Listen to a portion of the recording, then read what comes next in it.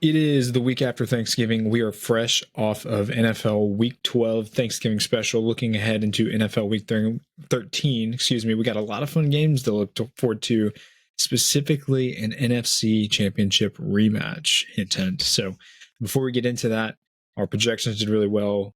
Picks did really well, actually, for Thanksgiving. So we had a lot of excitement going on over the holiday weekends. Brendan and I are finally back together. Brendan, how we doing, man? I'm good, man. Hudson and I just moved in over here. Yeah, I moved our stuff in yesterday, so there we're in the new place here. I hope the Wi-Fi doesn't mess up, but it's going good. Thanksgiving was good, and I'm ready to talk about some ball. I know. We're kind of getting into the home stretch of the regular season. Playoffs are starting to form. Divisions are starting to shapen up a little bit, but we still have a lot of uncertainty as we get into the home stretch. So there's plenty to talk about, plenty of fun games to break down.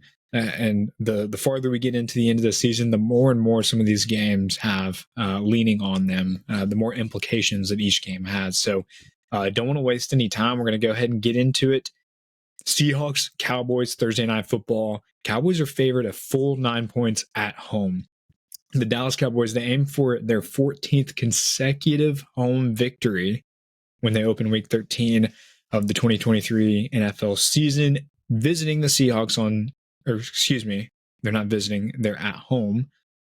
Dallas 8-3, they're in the midst of the longest home winning streak in 42 years after rolling past Washington. So pretty impressive what the Cowboys have done. However, I've seen a lot of smoke in the air about how the Dallas Cowboys only beat bad teams. So their handful of losses are actually against teams with winning records, but their wins are against teams with losing records. So interesting stat. Read into it however you'd like. I'm not really deducing much from it. I still think the Cowboys are a good team, but Cowboys 9-point home favorites. Brendan, what do you think about that line? What do you think about this game? Who do you think takes it home? Hey, the boys lost to the Cardinals in Week 3. I mean, come on, they don't only lose to bad teams. Yeah. But anyway, Dallas has been playing really well, and Dak's been playing amazing, and Tony Pollard is starting to get it ramped up. The defense is always the way it is. I will mention also that they are at home, which is home field advantage obviously matters. And they're coming up against a Seahawks team who just aren't really they aren't living up to what we thought they would be. And I know Gino's healthy now, but he's kind of the elbow thing was kind of weird. And I don't know if they're going to get Kenneth Walker back this week or not. And I just think the Cowboys are going to be able to put points up on this team at home and keep riding the same momentum. And I like the Cowboys to cover 9. I really do. It might go back. Yeah, I think it might go up to 10.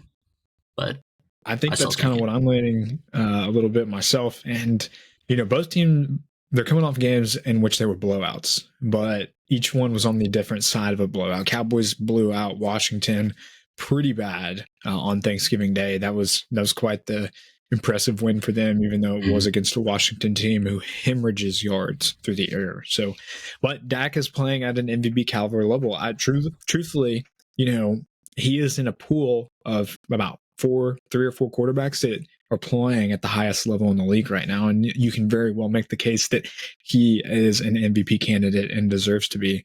Seahawks coming off that tough game against the 49ers, that was kind of embarrassing for them. I expected him to kind of keep it close. I'm not going to lie. A lot of people were like, oh man, 7 points. That's too close. They think the 49ers were going to blow them out, and they ended up doing that. But I kind of was like, I understood why Vegas had the line price at 7. I was shocked that they got beat that bad, especially at home. But they're missing some key pieces due to injuries. You said Kenneth Walker is out. Tyler Lockett has been banged up. Jackson Smith and Jigma made a insane catch. Side note, but defense is a little bit banged up. They're not playing up to par right now. They're not playing how they started off the year. So as we come into this game, Seahawks momentum has been on the decline, whereas the Cowboys momentum has been on the incline. And so I'm going to ride that wave. And you look at it too. People are kind of getting on top of that. 83% of the total bets are on Cowboys -9. 73% of the tickets on spread bets are on Cowboys -9. So public is leaning towards the Cowboys right now. And in fact, my projections actually do so. They think they cover the projections think the Cowboys cover the spread by a couple points, 3 specifically. So everything is telling me the Cowboys. The Seahawks can certainly keep it close. They definitely have the team, like the roster to do so and the coaching staff to be able to do so. But for me, it's the momentum right now in which the teams have. Seahawks going down, Dallas comes up, and I just kind of have to ride that wave. You look at some of the numbers too. My goodness, Dallas, they just completely outweigh Seattle. On the offensive side of the ball, EPA per play, Dallas 3rd, Seahawks 13th. EPA per play allowed on the defensive side of the ball, Dallas 3rd, Seahawks 16th. So wide discrepancy there. But, and you look at some of the raw numbers too, passing yards allowed, like total yards allowed, for instance, Dallas Cowboys defense, 2nd in the league in total yards allowed, Seahawks 23rd. So especially at home for this Cowboys defense, I think they kind of they continue to shred in the passing game against this mediocre Seahawks defense. They have really phenomenal rookies, the Seahawks do, at cornerback, but I just don't see them being able to do much against a red hot Dak Prescott. What do you think? Yeah, I think Dak's an MVP candidate, 100%. I really do. And you can see that I thought they were going to take a big step down with Kellen Moore leaving, the departure of Kellen Moore. But you can really see Dak elevating his players like the revival of Brandon Cooks and Michael Gallup. I know Gallup's been hurt a little bit, but it's not just CeeDee Lamb. He's spreading the ball out, even to Jake Ferguson. So I think he's well in play for MVP at this point. If they were to win out from this point on, I mean, it'd be a toss-up between, I don't know, Hurts is playing well, maybe a toss-up. I mean, Hurts is playing well, but, if you look at some of his numbers and stuff, it's like, how is this the leading candidate for MVP? So who are your leading candidates? Honest to goodness, CJ Stroud deserves to be up there very much. I feel that. I feel it. He won't. If the award was true to what it meant, most valuable player, there's no more player more valuable to his team right now than CJ Stroud. He is a teammate elevator. He is a guy who is just a winner, especially when they need him. They should have beat the Jaguars last year. The refs kind of screwed him on multiple different calls against Tank Dell specifically. I have 2 in mind that I can think of, but the Texans are not above 500 they're not at 500 without CJ Stroud. No question. They win like 2 games. Yep. Without him. So he's a teammate elevator. He is the most valuable player to his team right now. And I think it's really not even close. And then Dak is, in my opinion, ahead of Jalen Hurts. Mm-hmm. And Josh Allen was making the case, but right now he's just, I don't know. He's turning the ball over too much for me. He's making some airheaded plays on the offensive side of the ball, and he's just having a hard time letting up what his defense is. But aside from the fact, we can talk about that all day if we really wanted to. But yeah, I mean, the Cowboys are red hot right now, and I think they can continue that momentum. Projections love them, especially at home. When you think about it, when they play at home, they just absolutely rout teams. So Thursday Night Football, I think the Dallas Cowboys do what they did last Thursday on Thanksgiving, and they continue to keep it going. So moving on. In my opinion, game of the week, the NFC Championship rematch. This one is going to be spicy. There's already been a lot of shit talk leading into this based on last year's, or I guess this year since it was in this January, but the NFC Championship game. We saw top-seeded Eagles win 31-7 in last year's playoffs against the number 2-seeded 49ers. They ran out of healthy quarterbacks when they were playing after Brock Purdy's first series elbow injury and then backup Josh Johnson's third quarter concussion. And they ended up defaulting to Christian McCaffrey Wildcat for the rest of the game. So, with that being said, last year's game is not a good representation of what happened. I think everybody knows that. But again, there's some bad blood. There's a lot of shit talk heading into this one. I think the 49ers are really, really like wanting their revenge in this game. And on the flip side, I think the Eagles know that. I think they know that they have to defend themselves. I think this game is going to mean more to them as well. But again, nonetheless, there's really like no playoff implications in this. For that matter, both teams. San Francisco's 8-3.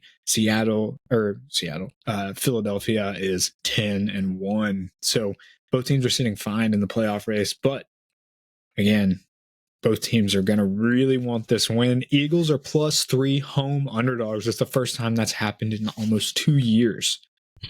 49ers are coming in here as 3-point favorites. 49ers are 6-5 against the spread. Eagles are 7-2-2. So before we get into any of the numbers or anything, Brendan, who do you think wins the rematch? Who do you think covers the spread? Well, to put this in reference, the Eagles are in the middle of maybe the toughest stretch in NFL history. They hosted the Cowboys, went to the Chiefs, hosted the Bills, host the Niners, and then go to the Cowboys after that. And they won them all. And they are riding really high on the back of 2 fourth quarter comebacks or fourth quarter and overtime comebacks in a row from Jalen Hurts. And that leads me to think that it's going to potentially continue in that same direction. But I have a feel on this game that the Niners are going to come out angry and mad, and they're going to get up early. And then I think the Eagles come back and cover the spread. I don't know if they're going to come back and win. I would love it, but I think they're going to come back and cover that 3. Wow. I'm taking the 49ers so we can have that beer bet any day. I'm in. So, I'm in. Let's have a little fun. 49ers, I think they cover. Sorry, go for it. The 49ers are obviously more complete of a team.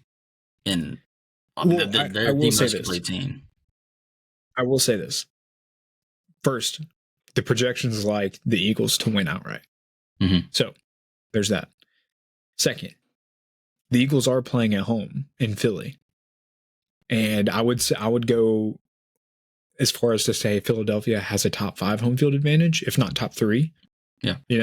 So with that being said, it's going to be tough for the 49ers, no doubt. There's it's kind of going against them every which way, with the Eagles being at home and, they're coming, the only advantage they do have is they have the long week.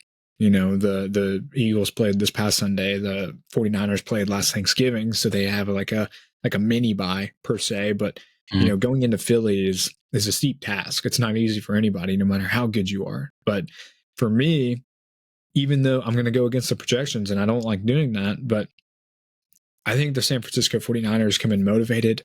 We've already talked about that. That's not new.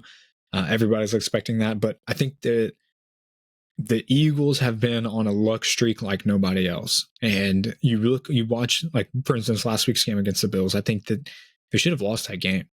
They should not have won. The refs are in play.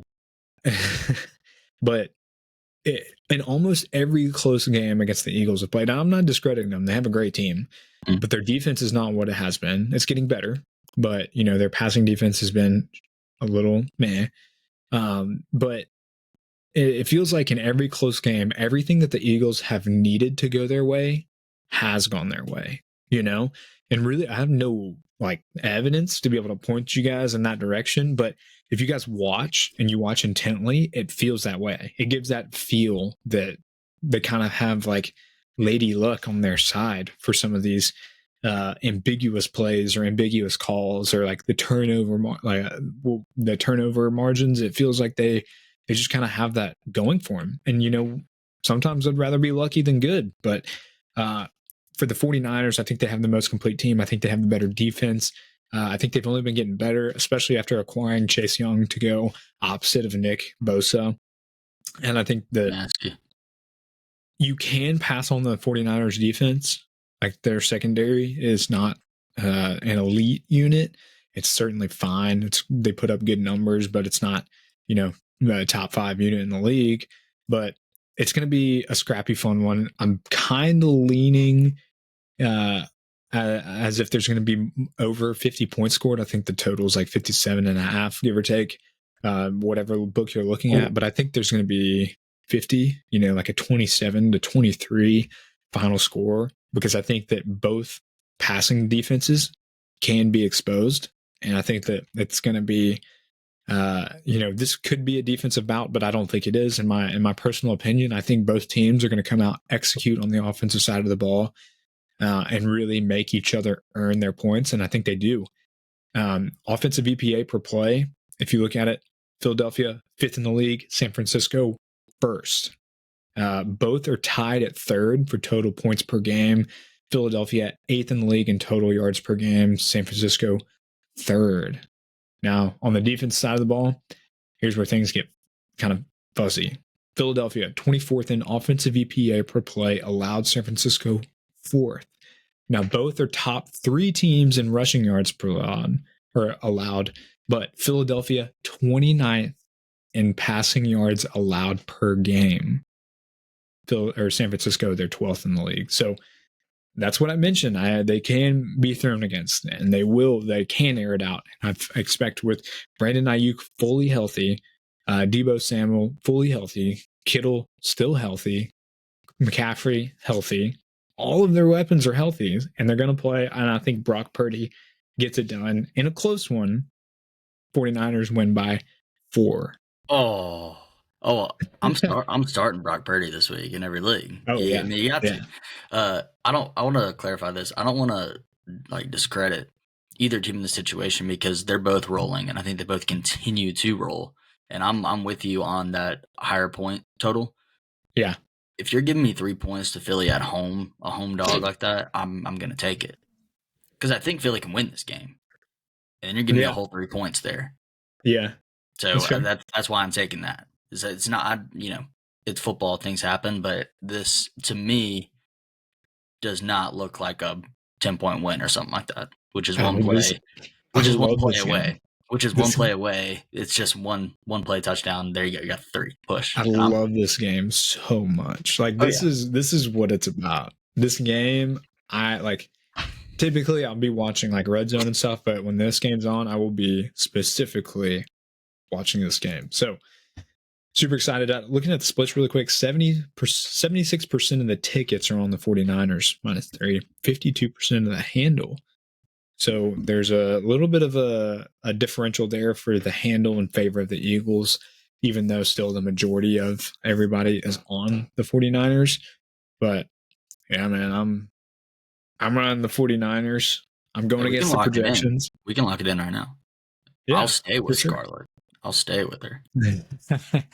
All right. Well, hopefully she's not pissed at me. All right. Well, speaking of the projections, if you want to find those, we post all of our NFL and college football projections on Twitter or X nowadays. You can find the handle up above the screen somewhere.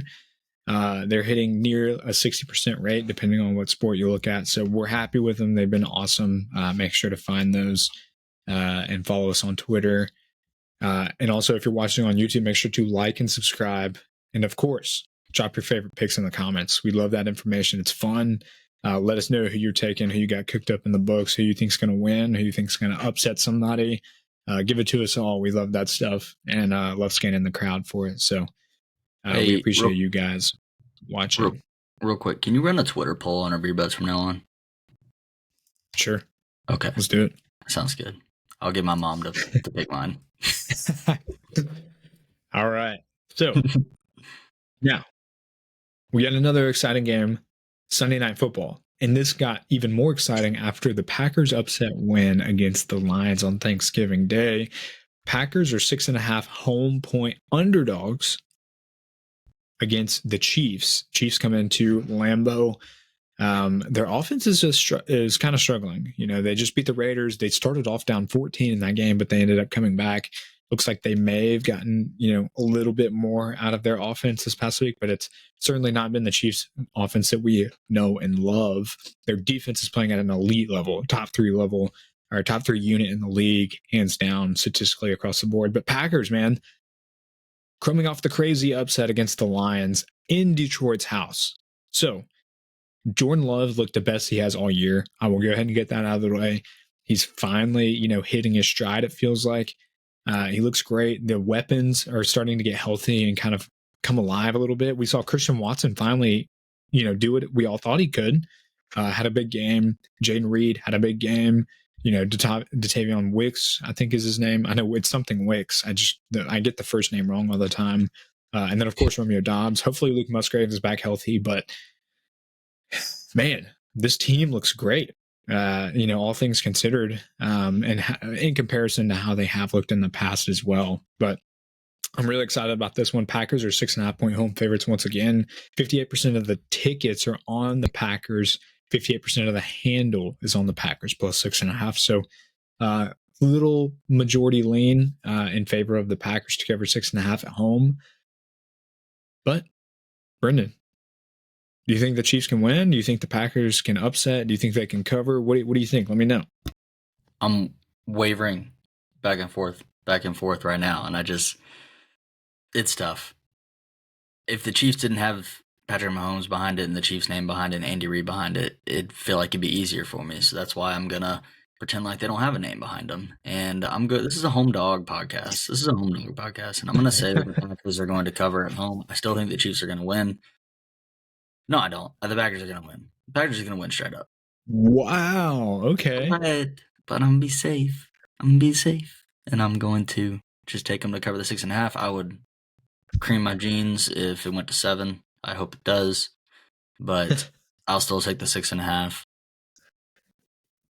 Dude. Wow. Okay. Packers went outright. That's kind of fun. I might have to. I don't want to go against. I don't know. Projections have this game at about Kansas City -5. So they think that it's about 1.5 off of Vegas. But, you mentioned the thing about how, like, if they didn't have Patrick Mahomes and they didn't have Andy Reid and the Kansas City name behind it, you think this would be total different. And I agree. The only thing is like, what sucks is no matter how bad they've played, because they have because they have Patrick Mahomes and Andy Reid calling plays, they can go nuclear at any given moment, no matter how bad they've been, because we've seen it. And so I do think that Lambeau is a tough place to play. One of the best home field advantages, like we mentioned earlier, with the Eagles. Green Bay is right up there with them as well. And so this being at home for Green Bay is huge. Them having the momentum is huge. Looking at offensive EPA per play, Green Bay is 12th in the league. Kansas City 6th. So albeit they've had a little bit of a scoring drought and a production drought, Kansas City is still, a top 10 unit on the offensive side of the ball. They're 7th overall in total passing yards, 9th overall in the league in total yards, 10th in total points per game. And it's not like they're bad. It's just not what they used to be. And so if you flip it over on the defensive side of the ball, this is where things really kind of show themselves. Offensive EPA per play allowed, Kansas City 5th in the league, Green Bay 17th. And now that numbers for Green Bay has been progressing upwards. They were in the mid-20s over the past couple of weeks. So that's, don't be fooled by the number itself. That number is actually trending upwards. The defense has definitely gotten healthier and better the last couple of weeks. Yeah. So with that being said, I think that this game is going to be taken over by Isaiah Pacheco. Truthfully, you look at Green Bay's defense, they're 27th overall in rushing yards allowed per game. They're actually really good at kind of defending the pass, 8th overall in the league in passing yards allowed per game. But again, flipping back over to the rushing defense, 27th overall, and then 28th in rushing yards per carry allowed. So this game could be an Isaiah Pacheco game. I really want to take the Chiefs to cover the 6.5, but I don't think that's the case, because I think if the Chiefs are going to lean into their run game, if the Packers defense is going to continue to make strides, and we saw the Green Bay offense continue to make strides, they can keep it close. They can keep it within 6. It could be like a 3 or 4 point game. Projections have it as a 5-point game. So Green Bay very well will be involved in this game. I see no reason why the Chiefs pull away.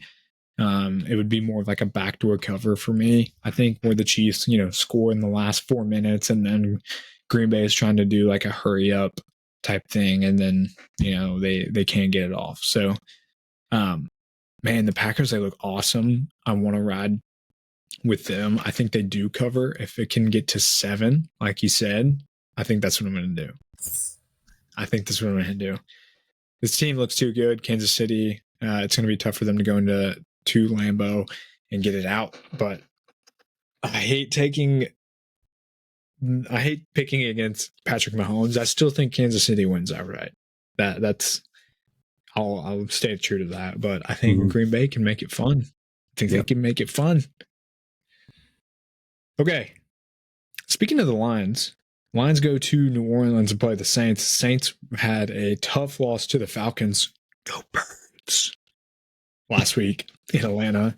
Atlanta controlled or now clinched the top of that division. Saints are +4 home underdogs.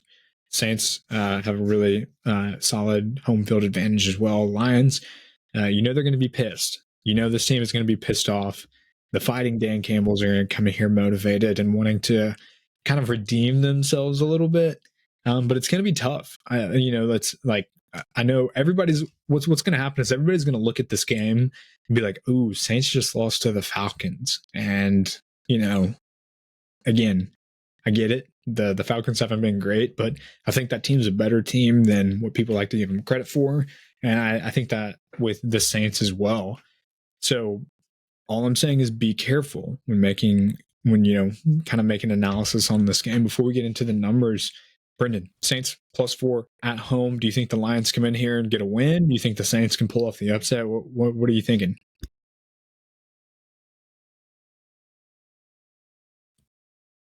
I'm thinking if the Lions do come in and cover the 4 in Nolans.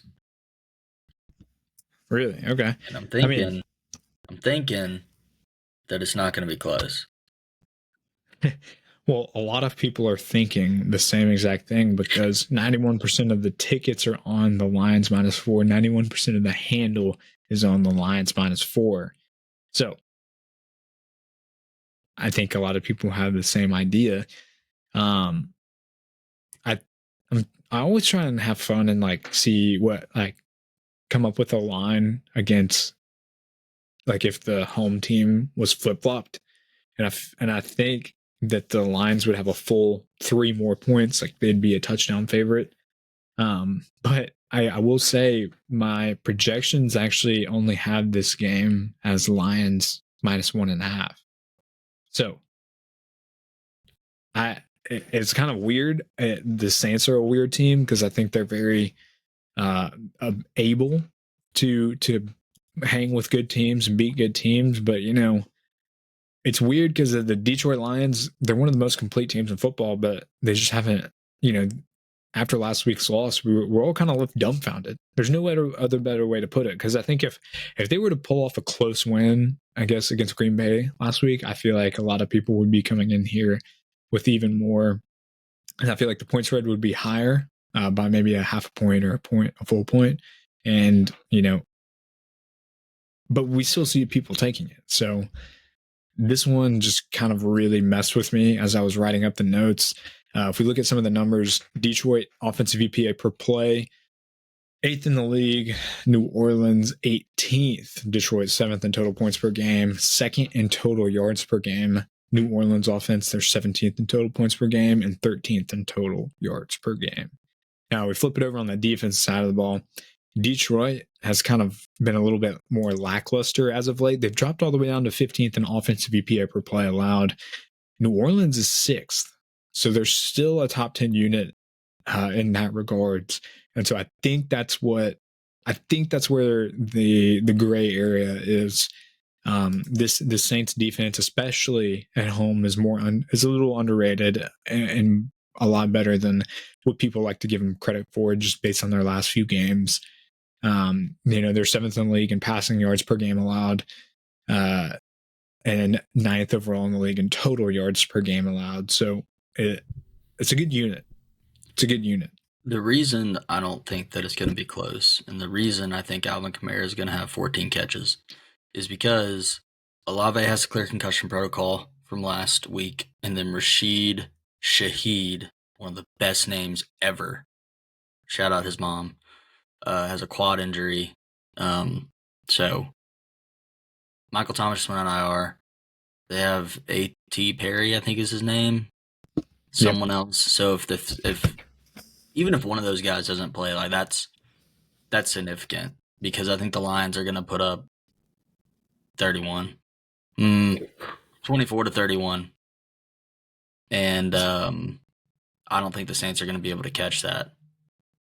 So that's my reasoning behind it is the injury bug. Now I'm not going to put anything behind New Orleans' defense, which has been very good, but the Lions just got embarrassed, and they got to win that division still. So they need to keep going. That's my thoughts on it, and that's probably the reason that all that money is on there early as well, because we don't know about the injuries yet. Okay, if this line goes in more favor of the Lions, then I think I'm going to take the Saints. I think if it gets to Saints +5, I think I'm going to lay the Saints. I think they can keep it close. I think the Lions obviously can still win in a tight one, but I think the Saints are going to give them a run for their money. I think it's going to be close. This is the instance where I do ride with Scarlett. So, I mean, it's Taysom Hill game. If they've got all those injuries, like he could throw. It's just five passes and have 10 rushes. The Jared Goff split at home versus away. It's bad. It's bad. It's bad. Really bad. It's really, really bad. So just take that into account. I'm with you, but so I'll just leave it at that. If you're curious, go look up his home versus away splits, and you'll be so bad. Appalled. So, all right. Hey, moving on. This one is actually an underrated game of the week. Broncos go to the Texans. Houston's coming off a tough loss last week. I still think the Texans should have won. They got jobbed by the refs 100%, but conversation for another day. Texans are 3.5 home point favorites against the Broncos. Now, both teams are kind of riding a hot streak as of late. Broncos have won 5 straight or something like that. And they're above 500, which is crazy if you look at how they started the season. So Sean Payton's got this team going. Russell Wilson looks not like old Russell Wilson, but he's getting closer to looking like old Russell Wilson. And the Broncos defense has certainly looked much, much better, immensely better than how they looked in the first 5 games of the season. So that being said, CJ Stroud, MVP candidate, I will die on that hill 100%. All of his weapons are back healthy. Nico Collins was back this last week, so he has Nico, Tank, Dalton Schultz. You've got Dameon Pierce back. Devin Singletary is playing really well. No Brown, is he back? I think he's slated to be back as well. And this defense is actually playing pretty solid, all things considered. And of course, an offensive line that is underrated. We talked about that at the beginning of the year, and it's come to fruition. Broncos, they're playing a lot better, and I already mentioned it, but the defense, man, has been really the shining light and the saving grace on the second half of the season. After they got the brakes beat off of them by the Dolphins, and they got the scoreboard ran up on them, I feel like that was a little bit of an attitude adjustment and reality check for that defense, and they're back to playing, good defense. So all things considered, they're definitely, top 12 in a handful of metrics on the defensive side of the ball. Looking at the betting splits, 70% of the tickets are on Texans -3.5. 69% of the handle is on the Texans. So definitely some favorability for the Texans. And I will lead with this. Just looking at the projections, it does like the Texans by 5. So with that being said, Brendan, Texans 3.5, so 3 in the hook. Do you think they win outright? Do you think they cover the 3 in the hook, or do you think the Broncos actually pull off an upset cover? What do you got? It's crazy to me how the Broncos have won 5 straight and they beat the Chiefs and the Bills, I think. Yeah. Chiefs and the Bills in the last couple weeks. Honestly, props to them. That's pretty incredible. I will be interested to hear, because I don't know off the top of my head what the the Texans defensive EPA is, because I think a big, Cortland Sutton's been Russell's guy the whole time, and I think a big determining factor of this game is going to be if anybody can match up with him. I mean, Judy's just a jag, and he catches balls underneath, and that's pretty much all he's been doing all year. But Cortland's really their big play guy. And the Texans, I'm assuming, I don't know any numbers, have a lot more explosive plays than the Broncos do. So I'm gonna stay with the Texans at home. I think the Broncos win streak ends here, but it's gonna be really close.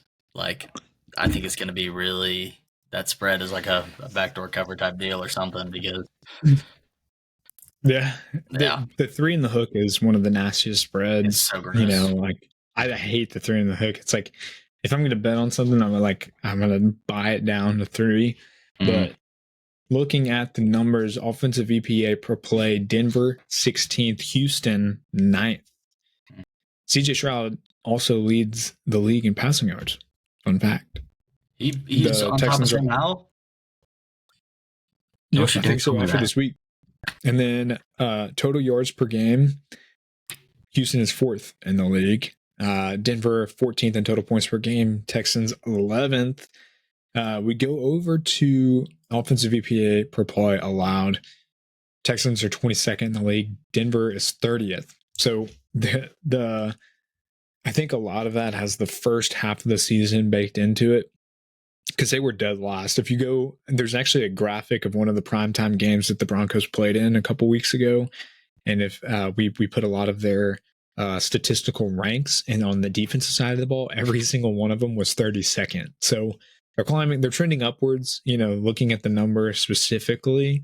It bakes in every single game of the year. So I think that has a lot of the beginning of the season accounted for it, but still 30th in the league in offensive EPA per play allowed. Not good. There's 32nd in the league still in rushing yards allowed, 23rd in the league in passing yards allowed. The Texans 27th in the league in passing yards allowed, but they're 7th in the league in rushing yards allowed, 8th in the league in rushing yards per carry allowed. So the Broncos won't be able to run on this team that successfully. It's going to have to really come down to Russell Wilson, and he's doing a lot better. For me, I think that CJ Stroud absolutely tears the secondary up. I think there's too many weapons, and I think that, I'm going to ride the projections. Texans -5, I think they can cover. And I think that this team, I think they have better talent, better young talent. When you do an apples to apples comparison of the offense, you think about it as like, who would you rather have? And at the beginning of the year, a lot of people would have said the Broncos, hands down. But now, CJ Stroud, MVP candidate quarterback. Again, I'll die on that hill. Nico Collins and Tank Dell, they look phenomenal. They're making plays, man. Dalton Schultz, really, really consistent tight end. Devin Singletary has really come onto the scene, and this offensive line, I think, is better than the Broncos offensive line, especially PFF graded. The Texans grade better. So offensive apples to apples comparison, I'm taking the Texans. And then defense, albeit the Broncos have played much, much better. The Texans, I think, get the nod here, especially with how they defend the running game. The Broncos have really leaned into Javonte Williams as of late, so I think they're going to stuff him and force Russell Wilson to make plays, which he can do. But Texans, for me, I think they win at home outright and by more than 3.5. We're going to have to go find it, but I know that in a pod we did in July, I did say tentatively, I might not want to sleep on the Texans here. I know I mentioned Tank Dell specifically, but we'll have to go. We'll have to go look on that. You did say that, and I have a reel on our Instagram, and I know our TikTok of me talking about the Texans win total over. So, actually, I think that I talked about a handful of teams that are actually going to smash. So, also, I want to add, go find it. Daddy's still on top. Sam Howell, 3,300 passing yards. CJ Stroud, 3,200. Oh, I thought Daddy's he led the league. Daddy's still on top.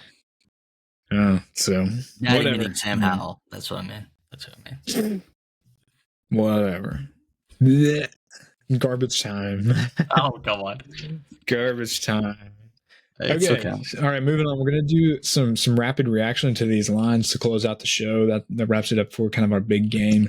break down. We're going to definitely touch base on some of these games really quick. So I'm going to read out a line. You're going to tell me who wins. You're going to tell me who you think covers. And we're going to do it pretty quick. Dolphins go to Washington and play your daddy, Sam Howell. Commanders are 9.5 home underdogs. Worst pass defense in the league. Do you think Dolphins or Commanders cover? Dolphins. Or win? Dolphins, I do too. I think they're going to shred this passing defense. Colts go to the Titans. Titans are +1 home underdogs. This line's there's a lot of variance in this, so let's assume pick even. Who are you taking outright? Titans. Take Colts. Falcons go to the Jets. Falcons coming off of a good win. Jets coming off of a nasty loss. Jets are +3 home underdogs in New York. Is Boyle starting again? Boyle's starting again. Oh, than the Falcons. That's right. Rise up, baby. Bengals go to the Jaguars. Jaguars are 8-point home favorites against the Jake Browning-led Bengals. Who you got? Jags. Oh. I think Bengals cover. Okay. Chargers go to the Patriots. Patriots, Mac Jones. Patriots +6 home underdogs. Who do you think covers? Chargers. Yeah, there you go. And then we have your team. Cardinals go to the Steelers. Steelers are 5.5-point home favorites. First 400-yard game of the season after they fired Matt Canada. Who you got? The Canada-less Steelers, baby. This is the first time I've bet for them in like forever. But it's going to be a coming out party again. Pause. I love it. So, Steelers all the way. Okay. Browns go to Rams. Rams are 3.5-point home favorites. Do you think the Browns can do it with their backup quarterbacks? Is PJ playing or Thompson Robinson? He's still in concussion protocol. I think DTR will be fine to play, but again, it's the same.